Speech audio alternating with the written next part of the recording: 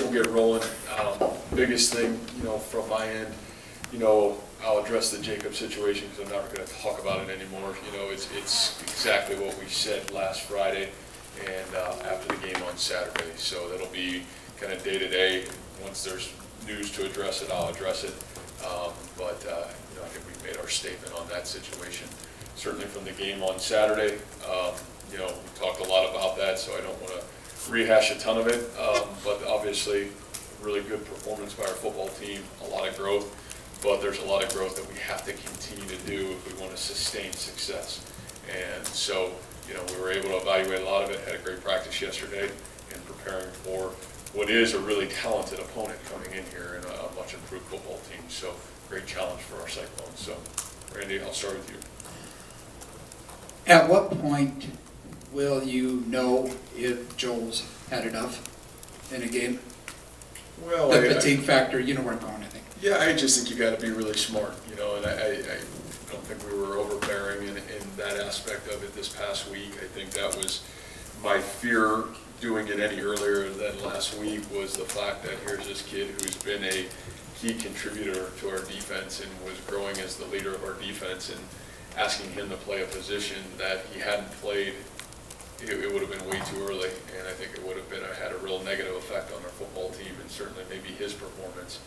What you see is a confident football player now on defense and a guy that really is starting to hone in and play great football for us. So, it's like I told him, he's the starting Mike linebacker. We'll continue to play around with different roles for him, in terms of the offensive game plan, just like we're doing on special teams, to be honest with you. We'll just kind of package that each week as we go. But I do think you're right in terms of you can't ask him to do too much, and you can't put him in a position where, all of a sudden he's doing too much that he's ineffective and he becomes the jack of all trades, the master of nothing. So that'll be, it's easy to say that, it's hard to do that, so we're going to have to be really smart about it. I noticed you talking to him on the sidelines a couple of times, just during the game, just you and him. Are you asking him how he feels? He's telling you? I mean, you like a baseball manager going out and saying, yeah, Terry Francona, that's exactly right. That's who I am right now. So with him, but I think we got to just be smart. Joel and I've got a really good relationship. I think that I try to gauge him the best I can, and again, I don't want to deplete our defense. I don't want to put our defense at a disadvantage. So, I think there's constant communication between me and him, and there always will be. So we can really put him in the best situation to be successful. Kind of overlooked from the outside, given the monumental status of the win and individual performances, the defense holding them to 7 points in the second half.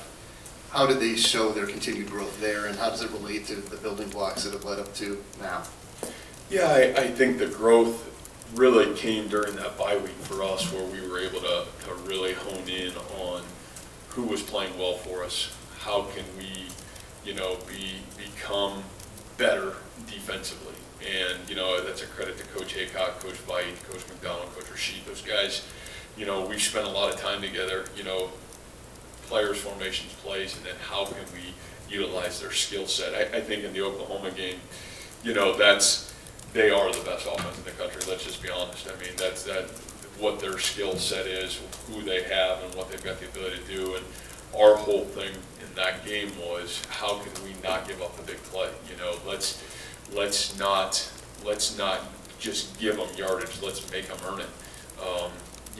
And that was the thing that I thought we did a really good job. Every game plan's got to be different defensively, but I thought that choice of game plan matched what we had to do on offense. And again, I think that's where you see the growth of our team in general, is our offense matching our defense and special teams aiding both of them and knowing what it's going to take to win the game. We're not good enough here to just go win a game on offense or go win a game on defense. We have to be a team, and team wins are what's going to allow us to be successful going forward. And unfortunately, we probably had to learn some of those the hard way, in some of those earlier games where we didn't win those games. And you can look back on it and say, man, how do we manage that whole thing better as a team, not just an offensive defense? So I think that's really where the success came. And again, I think as you went into that game, especially in the second half, you look at some of the extended long drives on offense, keeping that defense off the field. That's where, team football has to come in and play. So I think some great adjustments defensively, but I also think, you know, it was a great team effort on both sides of the ball in a lot of ways too.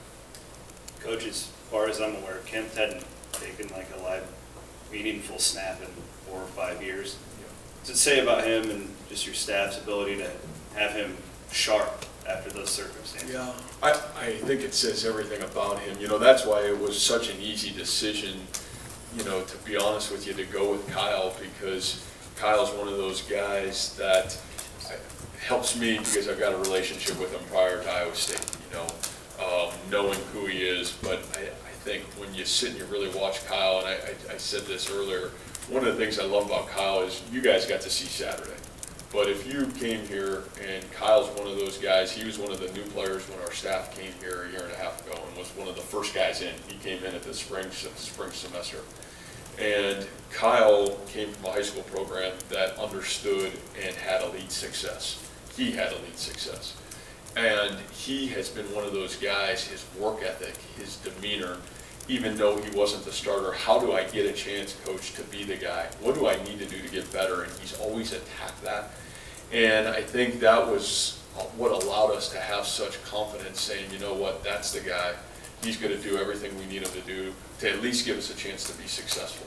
And, you know, that's what makes Kyle really special. He's a fantastically intelligent young man, but his work ethic and preparation is everything, kind of like Joel, really, in a lot of ways, that makes him such a good player. He loves football. He loves to attack his own process.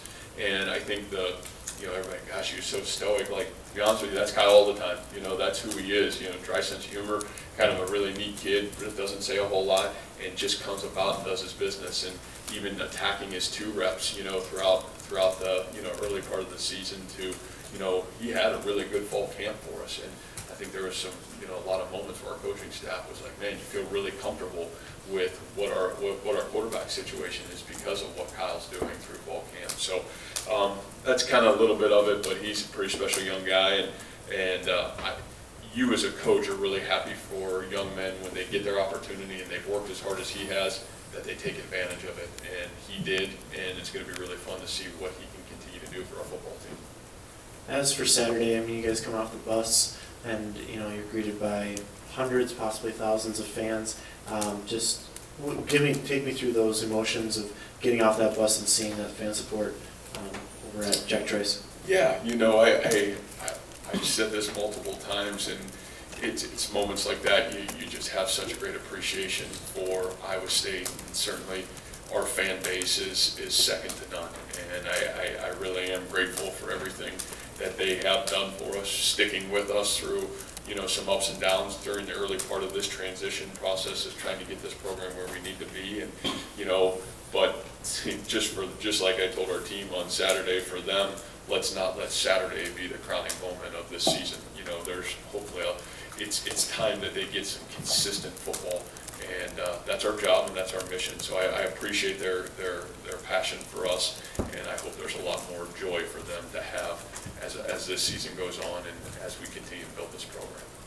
You have Kyle or Jacob at the top of the depth chart for Saturday's game. Is that an active competition going on, or maybe not competition? Well, it can't be active because one guy's not active. Yeah. And then when it came to Zeb Noland, where did he kind of fall in the whole battle for that, you know, opportunity? Yeah, I don't think Zeb, you know, really fell, other than the fact that Zeb and Kyle kind of both been getting the 2 reps.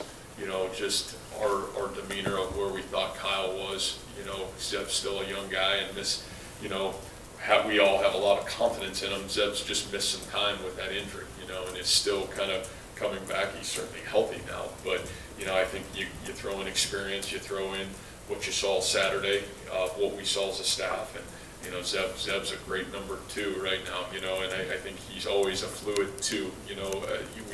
We've got great confidence in Zeb, knows Zeb that he's only going to continue to get better, and, you know, great for him right now because he's getting the majority of all of the 2 reps, so that part's really positive for him right now. A 2-part question on the receivers, but I guess one is, how much has the even distribution helped the offense where teams can't key in on one guy? And then the second part is, what have you seen from those guys blocking? Because in recent weeks we've seen some big blocks from Lazard or someone else. Yeah, the distribution piece is really big. You know, I think if you look back to our era of offensive football, back to Toledo in its 7 years to now where we're at here at Iowa State in year 2, where when we have running backs, multiple receivers, you know, we usually are playing our best football. You know, what we need then is somebody that can distribute that ball where it needs to be, you know, and when the defense gives us, you know, certain things, we got to be able to get the ball into our playmakers' hands. And so I think when there is multiple, it's huge. It really allows us to have success, and, you know, you'll see us stretch the field horizontally, but you'll also see us have the ability to stretch the field vertically, both in our running game and our passing game. So I think that's what we try to do, you know, and then try to find some matchups that really benefit us offensively. And it's great to have guys that can create matchups for you. So that part's big. You know, I think the thing that our receiving corps probably doesn't get enough credit for is the multiple big plays that we've had this year. So many of them have come off of the willingness from Allen to Hakeem to Trevor to Deshaunte's big block in the game on the bubble screen that we scored Marchie's touchdown. Those guys do a phenomenal job, and that's a lot of credit to Coach Gasser. You know, I think that's the foundation of attitude and effort that he brought to that group from day one. But then the buy-in value of those guys is unselfish as they are. You know, a lot of times we talk receivers catching the ball, but you got to be really unselfish. And that was a huge piece of the game, in my opinion, was our ability to block downfield by our wide receiving core. So, and I think it's been a huge factor for our success offensively, really through the entire part of the year. So we're going to need them to continue to do that for us to be successful. Going off that a little bit, you guys use the horizontal passing game maybe more than you have all season. You had a lot of success with it. How much of that was maybe it's a safer throw for Kyle Kemp to make a new starting quarterback, and how much of it is something that you guys just saw on film or something? Yeah, you know, I think the really neat thing for us is from a game plan standpoint, we don't have to change a whole lot with Kyle and Jacob. You know, they're very similar in terms of throw ability, be able to throw people open, be able to make the throw. So that part, I think, is very similar. So it really wasn't, I guess, in a mindset of that aspect of it, rather than, you know, making sure that we were trying to get the ball in the right spaces when we had the opportunity to do it. And that's where Kyle did a phenomenal job. You know, I think that was the thing that was the difference, you know, and where Kyle really made some headway of getting the ball where it needed to be when it needed to be there, and that was huge for our success. Just wanted to clarify, when you said Jacob's not active, I imagine that means he's not practicing, but is he with you guys going to meetings, or I guess could you clarify what that means a little bit?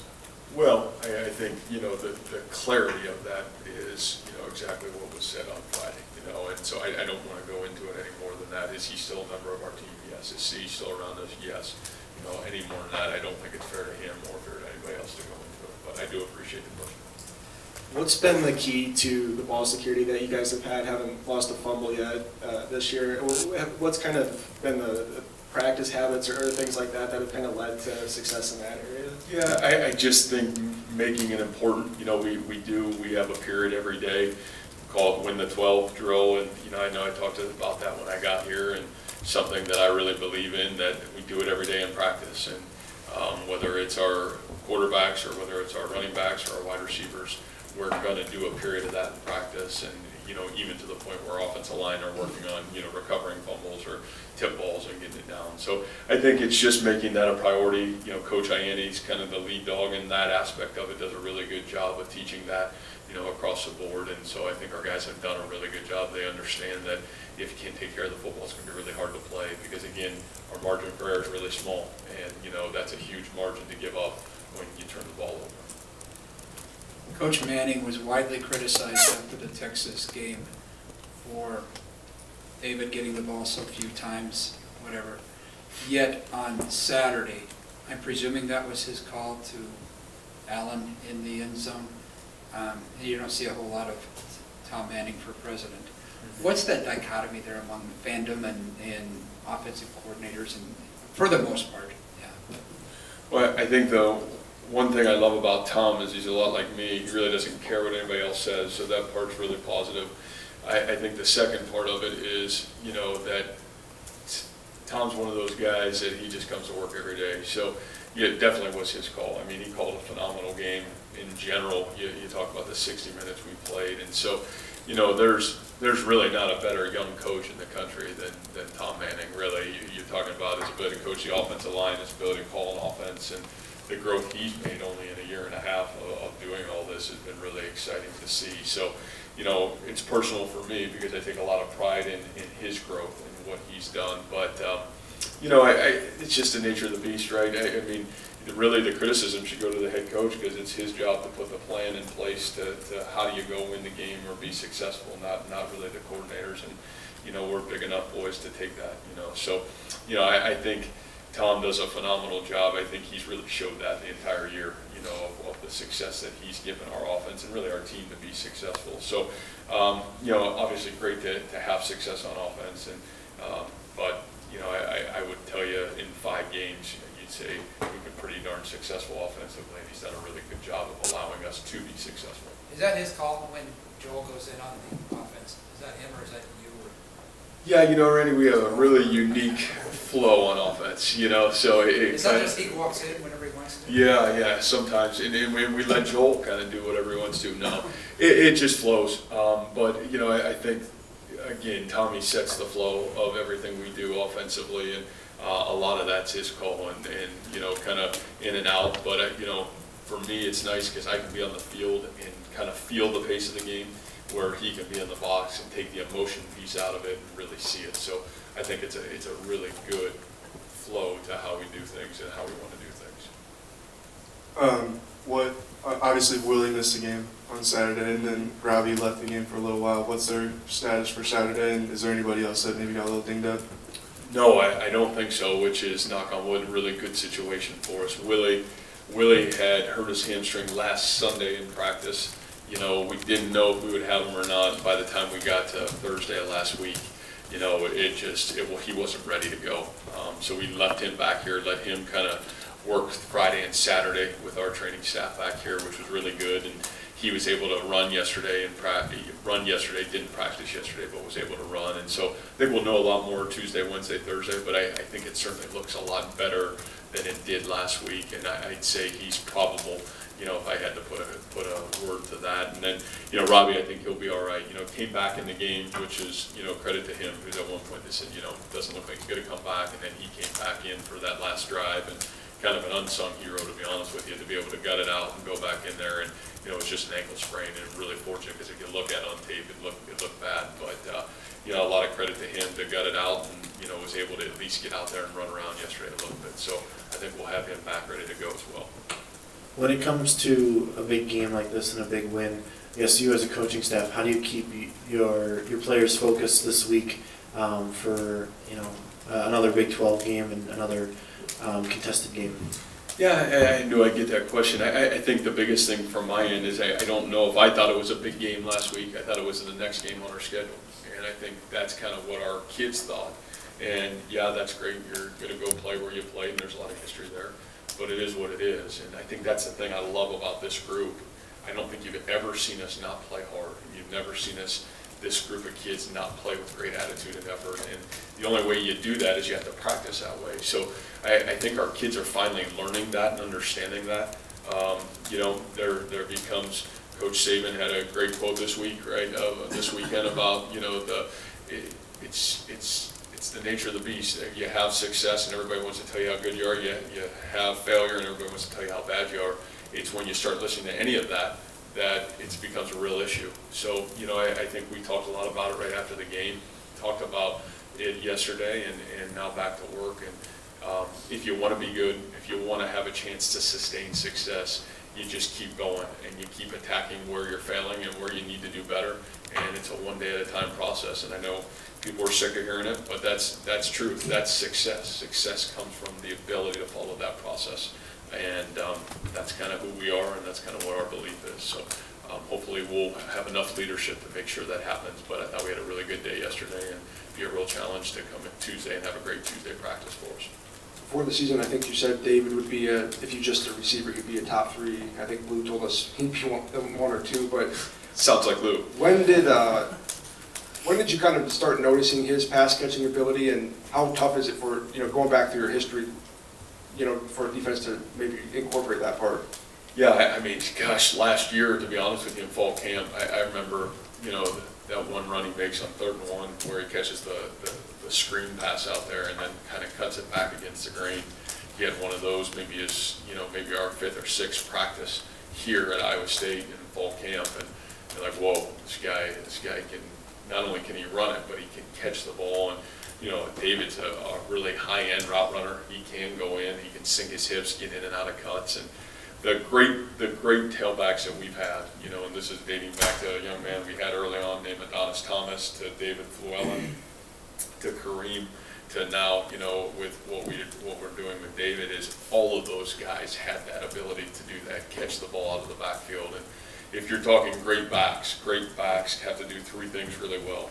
You got to be able to catch it, you got to be able to run it, you got to be able to block. That's how you stay on the field. That's how you are consistently on the football field. And when you can't do all those, it's tough as a coach. Like, how you going to play you? Oh man, we're passing, got to get you out of the game, or we're running, we got to get you out. No, you don't want to do that. You want a complete player. And so that's where his value is so high on our football team. And but yeah, he's a really good route runner. Can do a lot of things. We've been able to use him in some different ways because now you can match him up, and especially as we continue to grow as an offensive line and get better, it may not always be running the ball. It's got to be some different ways to get him incorporated into the offense. When game planning for Oklahoma, did you go back to your days at Toledo to bring in some of the plays that we saw against Oklahoma?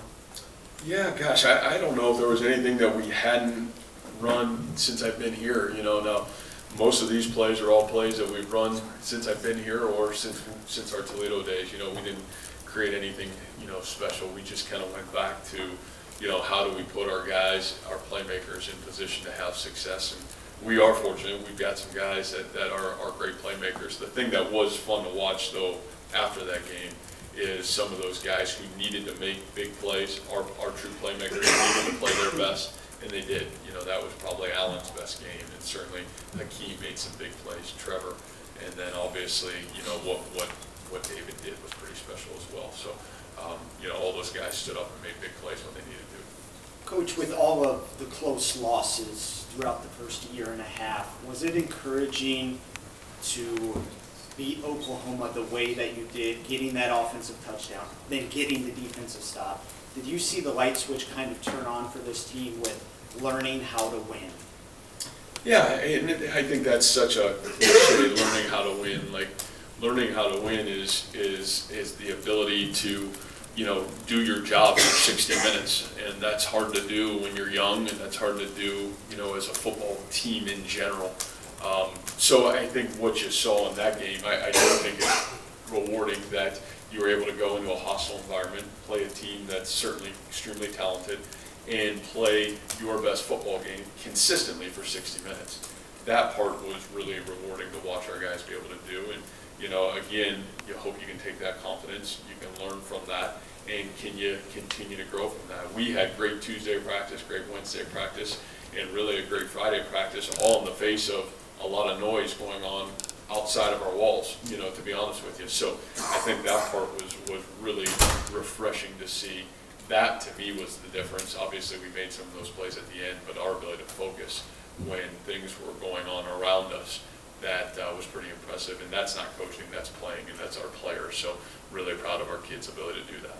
Teams sometimes don't build off of huge victories like Iowa State just had, biggest ever in programs.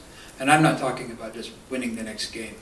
What do you have to do as a coaching staff to make that game, the Oklahoma game, more significant from a recruiting standpoint to whatever? Yeah, I think it's a really good point, because I think it's the fact of who are you and where are you going. And it's college football. It's the seasons of, it's a marathon. It's not a sprint. And I said that after the game. And it's one of those marathons that there's going to be highs and lows, and adversity is going to come in so many different forms. It's your ability to weather all that, stay the course, and just get better one day at a time that actually allows you, because we're all defined at the end of this by the completion, the whole of the season, not just one game or 2 games. It's the entirety of the season. So I think our kids really understood that. I think they felt that a year ago, when we learned some really tough lessons. And and some valuable lessons a year ago. So again, it's continuing to stay on that process and that focus of one day at a time, one game at a time. And, let the chips fall where they may at the end of this season. I think we've proven that we can play with really good teams and win games. Not just play with them anymore, but you can win that game. Great win. We'll evaluate how good of a win was it really at the end of the season, and where are we as a football team by the season's completion. I've always told our kids, that's why I don't even look at the scoreboard, care less about the records. Really, are we getting better day in and day out? That's what I love about coaching, is I can put the focus on where are we really? What is the mentality of this team? What is our energy level? Where are we putting our time and effort and focus into? Is it getting better? And if it's not, you're in deep trouble, and you're going to get beat. You look at our schedule and who we play the rest of the way out. Any of those teams can beat you, and can beat you really bad if you're not ready to play. Do you suspect players who you're recruiting notice what's going on? Do you have any tangible evidence to that? I They don't- call you, text you, or? Well, they do, because I think it's so out there. But I think at the end of it, the only thing it does for you in recruiting is it showcases where your vision really is. Why'd you take the job? What are you trying to build here? How are you trying to get this thing done? And I think it just gives you a little bit of credibility when you win a game like that to say, yeah, you know what, they are building something really special there.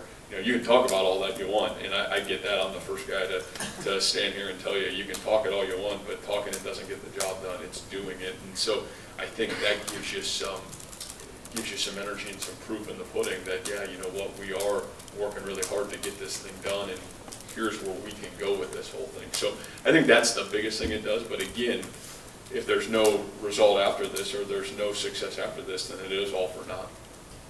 What were those last few moments like? You get the third down stop, then fourth down stop, the defense is there, you're pressuring them.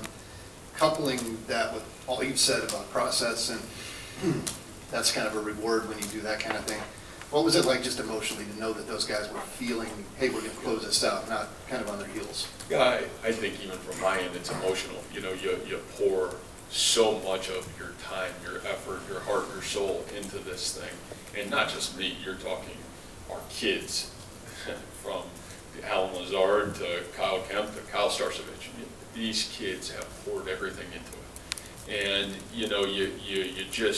you love to see them take advantage of an opportunity when the opportunity presents itself. And that's where it was gut-wrenching some of those games earlier in the season, to be honest with you, because you see them play as hard as they're playing. And we all know that just gives you a chance. That doesn't allow you to win or lose games. That just gives you a chance. So, I think that the emotional piece for me and our coaching staff, I mean, you talk from, every one of those guys, those are guys that put their time and effort into getting this thing done the right way, and from recruiting to everything else, have worked really hard at it. So, I think that's the emotional piece, and then I think you walk off that field and instantly you snap into what Randy said is, guess what? There's a game here in seven days, and you better get it figured out, and you know that, been down this road before, won games like this before, know what that's like, know what kind of attention is going to come your way, and know what you got to fight through if you want to get your team where you want to go. And so, I think that part helps too. All right, Coach, thanks. All right, thank you guys.